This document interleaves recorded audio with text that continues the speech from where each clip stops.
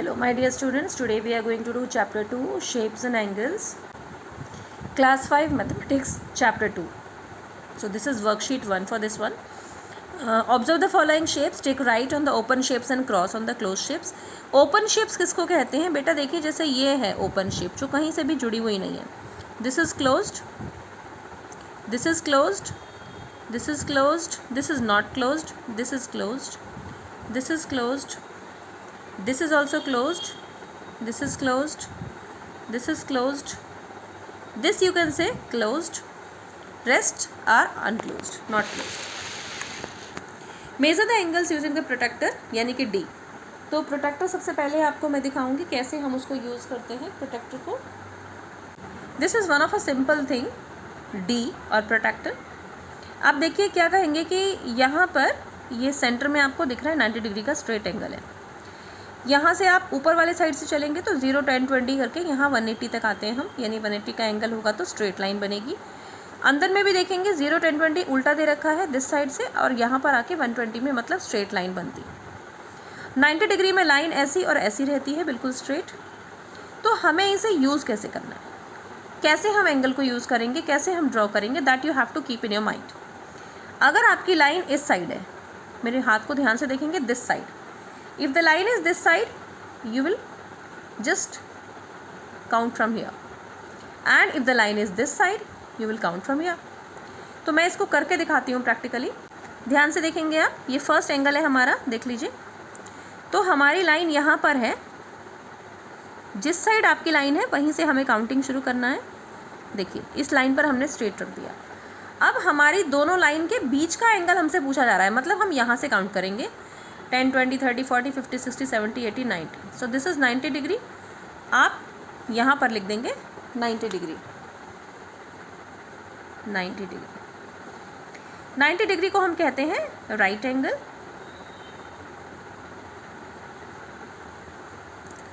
दूसरा देखिए, आपका एंगल यहाँ पर है, यहाँ रखेंगे हम. इस लाइन पर, इस कॉर्नर पे हमें इसको बिल्कुल स्ट्रेट रखना होता है. तो स्ट्रेट रखने के बाद आप काउंट करेंगे इस साइड से. देखिए 10, 20, 30, 40 और हमारा ये 60 और 50 के बीच में आ रहा है, मतलब कि ये 55 है.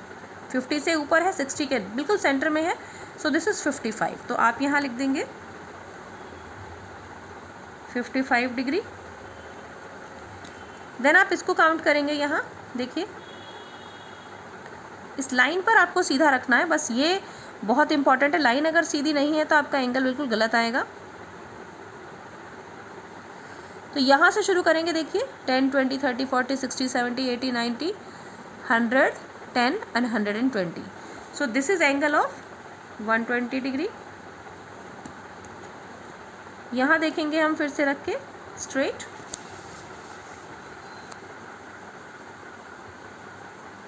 ये 90 था and this is 100. So this is 100 degree. You will right here. अब देखिए ये उल्टा एंगल बना के दिया हुआ है, तो इसमें घबराना नहीं है. इसको टर्न करके नाप लेते हैं. देखिए हमने इसको टर्न कर लिया है और हम बिल्कुल ऐसे ही इसको रखेंगे. सो यहाँ से काउंट कीजिए. देखिए 120 पर आ रहा है, यानी कि ये हमारा 120 डिग्री का एंगल है. बाद में लिख देंगे. और दूसरा वाला देख लेते हैं. ये देखिए ये हमारा यहाँ से स्टार्ट है 0 से और यहाँ आ रहा है, मतलब 50 और 60 के बीच में आ रहा है, यानी कि ये 55 है. तो हमने यहाँ पे लिख दिया 120 degree and 55 degree. I hope आप समझे होंगे. This is worksheet 2. देखते हैं. शेप्स है, नंबर ऑफ मैथस्टिक्स आपसे पूछी गई हैं और नेम्स ऑफ एंगल्स. तो मैथस्टिक्स तो आप काउंट कर लेंगे 1, 2, 3, 4. यहाँ 4 मैथस्टिक्स हैं. कितने एंगल्स हैं? 1, 2, 3, 4. और कौन से एंगल्स हैं? ये नेम्स ऑफ एंगल्स पूछा है तो हम बताएंगे सारे के सारे राइट एंगल्स हैं. Right angles. एक और तरीके से आप इसका नाम बता सकते हैं, जैसे हम इसका नाम लिख देंगे ABCD.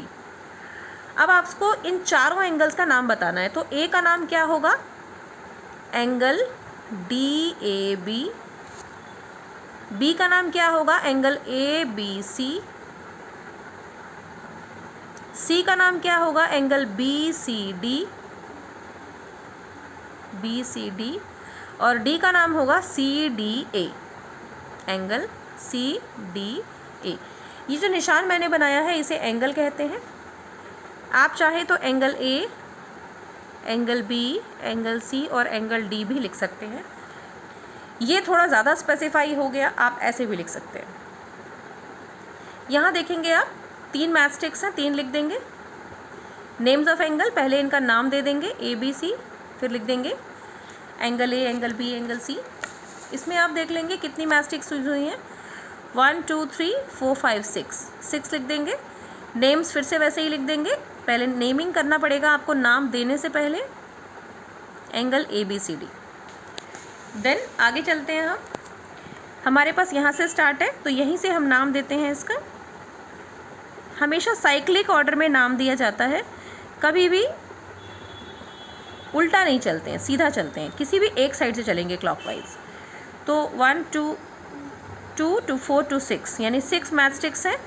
एंगल का नाम दे देंगे। यहाँ कितनी मैचस्टिक्स हैं, यहाँ से शुरू करते हैं, A B C D E F G and H।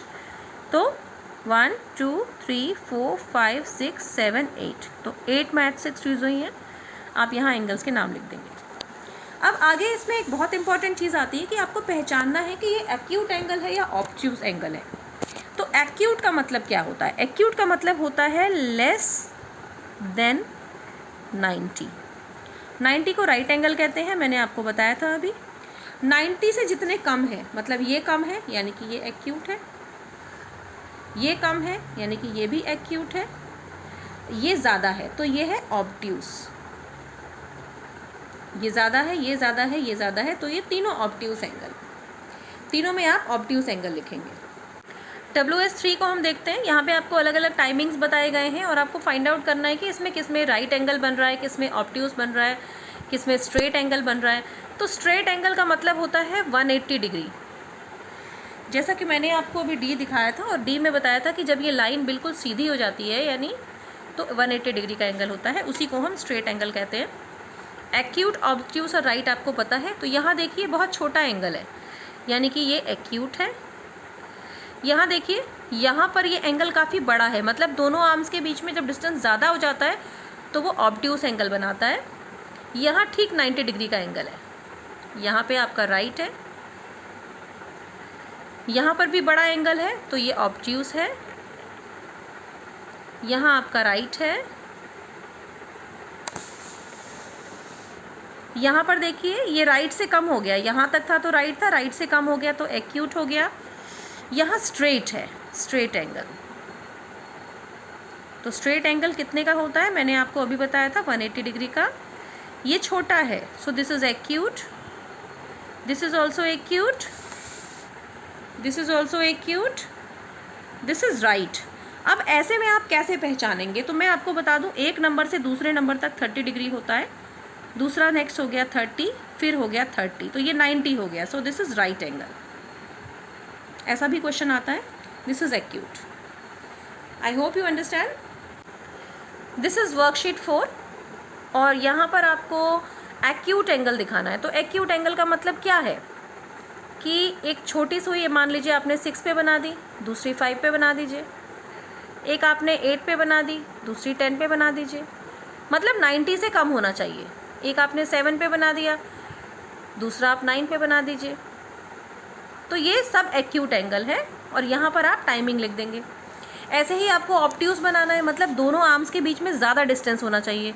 यानी एक आपने अगर 9 पर बनाया है तो आप 12 पे ना बना के 2 पे बना दीजिए, तो 90 से ज़्यादा हो गया। एक अगर आपने 9 पर बनाया है, दूसरा आप 1 पे बना दीजिए, तो ये भी 90 से ज़्यादा है। दूसरा अगर आपने 9 पे बनाया है तो आप सीधा बना दीजिए, ये आपका स्ट्रेट एंगल है। राइट एंगल, ऑब्ट्यूज एंगल हो गया हमारा। टाइमिंग लिख देंगे आप। राइट एंगल में आपको पता है यहाँ से यहाँ तक राइट एंगल है, ये छोटी सुई, ये बड़ी सुई, ये छोटी सुई, ये बड़ी सुई, this is also right angle, this is also right angle. तो बहुत सारे तरीके हैं इसको ड्रॉ करने के, आप इसी तरह से ड्रॉ कर लेंगे। This is one of the simple exercise. WS5 है आपका। Count the number of angles and write them in given space. आपको काउंट करना है कितने एंगल्स हैं, 1 2 3 4, और यहाँ पर 4 लिख देना है। 1 2 3 4 5 एंड 6। ऐसे ही आप काउंट करके इसमें एंगल्स लिख लेंगे सारे। यहाँ हैं आपके 5 एंगल्स, यहाँ आपके 3 एंगल्स हैं, यहाँ 4 है, यहाँ 5 है, यहाँ पर 1 2, देखिए ऐसे ड्रॉ करके दिखाना भी होता है। यहाँ पर 4 है, यहाँ आपके 2 एंगल्स हैं। So you can draw like that. The next question is you have to draw angle using a protractor. So this is a protractor as I have shown you. तो जैसा कि मैंने आपको दिखाया, सबसे पहले मैंने यहाँ पर एक सब में लाइन ड्रॉ कर ली है। आप देखिए ध्यान से, लाइन ड्रॉ कर ली है। ये जो लाइन है ये सेंटर प्रोट्रैक्टर का हम यहाँ पर रखेंगे, बिल्कुल लाइन के लास्ट में, एकदम ध्यान से देखिए, लास्ट में रखेंगे और इसको सीधा करेंगे। ये लाइन पूरा कवर होना चाहिए। ओके, नाउ कितने डिग्री का एंगल इसने हमें कहा है, 45 डिग्री का। तो आप देखिए यहाँ रखेंगे हम और 45 डिग्री, यानी यहाँ से काउंट करेंगे 10 20 30 40 और 45 आएगा इसके बीच में। तो यहाँ पर हम एक निशान लगा लेंगे और फिर हम इस निशान को इससे ऐसे सीधा, बिल्कुल सीधा रख के मार्क कर देंगे। ये बन गया हमारा 45 डिग्री का एंगल, ऐसे लिख देंगे 45 डिग्री। तो मैं आपको पहले तो सलाह दूंगी कि आप सिर्फ अभी राइट साइड में ही लाइन बनाएं और इसी एंगल से ट्राई करें। सिमिलरली आप इस एंगल से भी ट्राई कर सकते हैं, फिर आपको उधर से नापना पड़ेगा। तो आप जिधर से रख रहे हैं उधर से ही आपको मेजर करना है। अभी यहाँ पे 90 डिग्री बनाना है, तो यहाँ अगर मुझे बनाना है तो मैं इसको फिर से यहाँ रखूँगी। आप देखिए बिल्कुल लाइन को स्ट्रेट करेंगे, सीधा रख दिया हमने और एक डॉट आप लगा देंगे यहाँ पर। ध्यान रखेंगे कि ये प्रोट्रैक्टर हिले ना। यहाँ आप एक डॉट लगा देंगे और बाद में डॉट को और लाइन को कनेक्ट कर देंगे। So here it is 90 degree, और 90 डिग्री को हम ऐसे बॉक्स बना के भी दिखाते हैं। ये बॉक्स सिंबलाइज करता है कि दिस इज़ 90 डिग्री। 115 को कैसे बनाएंगे, देखिए एक लाइन पहले ड्रॉ कर लेंगे, फिर हम लोग इसको यहाँ पे रख देंगे। आप 2 मैंने इधर से बनाए हैं, 2 मैं आपको इधर से बनाना सिखा देती हूँ। देखिए इधर अगर हम यहाँ रख देंगे तो भी कोई मुश्किल नहीं है, बिल्कुल सेम है। 115 बनाना है तो यहाँ से चलिए 10 20 30 40 50 60 हो गया आपका 100 तक। 115 कहाँ आएगा, 10 से 20 के बीच में आएगा। तो ठीक बीचों बीच में आप यहाँ पर एक डॉट लगा दीजिए और इसको कनेक्ट कर देंगे। So as you can see कि हमने कैसे बड़े आराम से 115 डिग्री का एंगल भी बना लिया। और ये हमारा ऑब्ट्यूस एंगल है, क्योंकि दोनों लाइंस के बीच में गैप बढ़ रहा है, तो ये ऑब्ट्यूस एंगल है। अब 180 डिग्री का बनाना है तो हमें इसमें कुछ करना ही नहीं है, हम इसका नाम दे देते हैं AB, और यही हमारा 180 डिग्री का एंगल है, क्योंकि आपको बताया था 180 डिग्री के एंगल को हम स्ट्रेट एंगल कहते हैं। ऐसे ही आप सब में नेमिंग कर देंगे AOB। यूजुअली हम सेंटर को O का ही नाम देते हैं, AOB, here also AOB। तो सारे एंगल्स हमारे बन गए। This is the last worksheet of this chapter. तो बहुत ही मज़ेदार था ये चैप्टर। यहाँ हमें राइट एंगल बनाना है और इसका टाइम भी लिखना है, तो आपने पीछे किया हुआ है। अगर आप एक 3 पे ड्रॉ कर देंगे, then the second one is on 12, it will make 90 degree angle. You will write down the time here 3 o'clock, and then here again you have to make this, you will do it yourself. Then draw any 2 shapes of your choice to make different angles and also write the name of an angle. So you can draw acute angle, obtuse angle, मैं तो कहूँगी आप तीनों angle बना लें, एक बार आपकी practice हो जाएगी, and right angle. So this is all about this chapter. I hope you have enjoyed studying the chapter. आपको मज़ा आया होगा पढ़ के, समझ में भी आया होगा. If you want to know something more about the chapter, you can put a comment. I'll give you a remark. Okay, thank you.